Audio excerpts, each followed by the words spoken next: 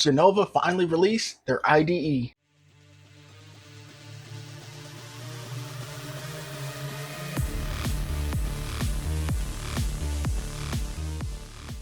Alright, so if you want to get a hold of this IDE, you're going to need to update your Jenova framework, and of course you can get that over on GitHub. And if you have this in an existing project, you can update it. Of course, what I've done this time around is I've actually come to the Jenova framework 3.8 here, well 0.3.8. And I've come down, you can see you got your framework options here that you can go ahead and download. I went ahead and just got the latest editor with the Jenova framework or the Jenova core, so that it's basically already installed and integrated into the engine. So if you're using 4.5 already, then you can come in here, you can just pick up your version here. I took the latest editor rather than latest runtime. Yeah, that's it. And with that, you'll get a version of Godot. You can open it up, and you might be able to see up there. Let's see if we can pop it up. If we say about, no, we don't have it there. All right, but it's got its own Jenova icon to it.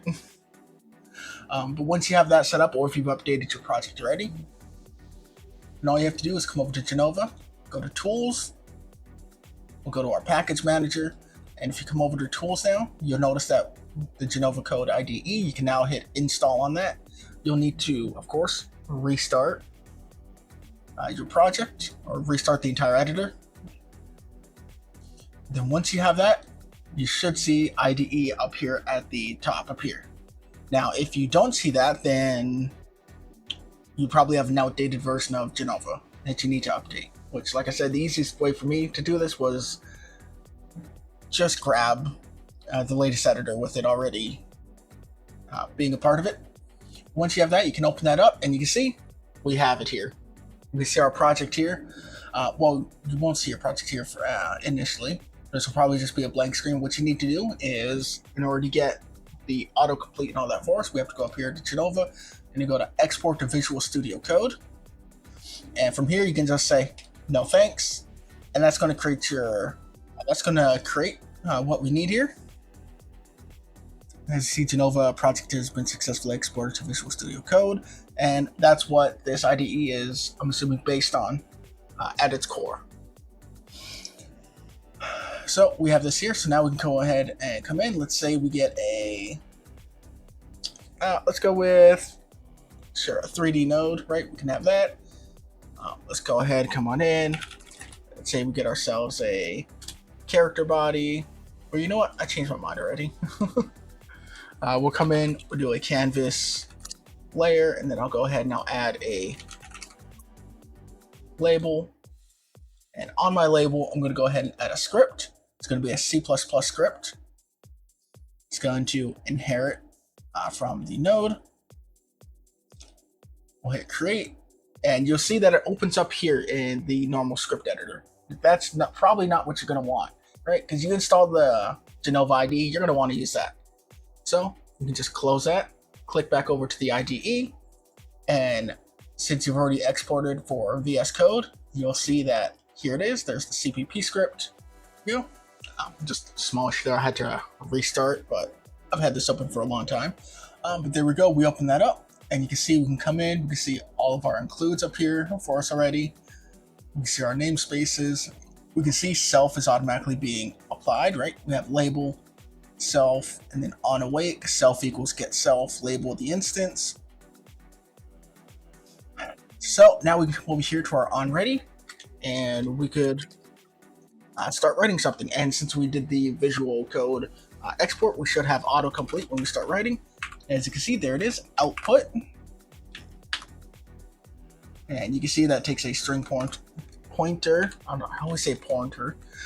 But there we go, and we could put a string in there of some kind. Hello from label. And we go ahead and run that. There's no defined scene to run. Right, I'll open my HUD back up. There we go. Run current scene. And should be able to see somewhere in here, and it is not. Oh, and there we go. We see it in the output. I just forgot to do a quick build real quick. But there you go. We can see it's all printing out. We have our autocomplete, and we can start doing all the things that we would normally want to do. Now you see we can now use self because it's already been predefined for us. So we can just do self. We can add child, add sibling, accept event. This is all of our text, filters, directions. And of course we have set text. So you see, even though we're just writing text like you might do with GDScript, we can see the whole function pop up. Set text. And we can say, this is my label. Save, hit the quick build, run it. And where is that label sitting at? I just anchored my label to be in the center here, and we can see the text being set perfectly fine. But come back, there you go. So you can see now we got self automatically defined for us, and we have autocomplete, which will, of course, I'm sure certainly help some of you out there who maybe know how to use GDScript already, but not necessarily C++. So again, self, arrow, we have all of our functions that you would normally expect. All right. So there you go. There's how you can go ahead and set that up. So you can start using the IDE here and have all your autocomplete in there for you. Start using it. And I'm sure that's going to help you guys write some C++